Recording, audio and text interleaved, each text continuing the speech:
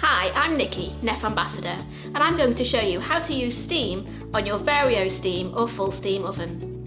Before using the steam oven, you'll need to fill up the water tank. Press the hinge panel button and the control panel will automatically lift up.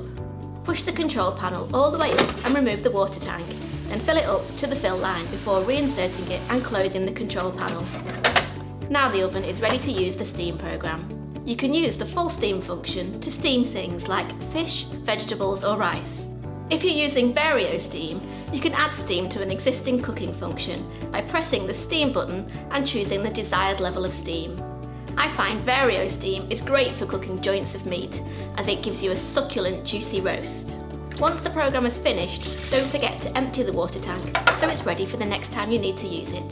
So that's how you use the steam function on your Vario Steam or full steam oven. If you have a connected appliance like I do, open the Home Connect app, click your oven and select the desired steam function from the menu.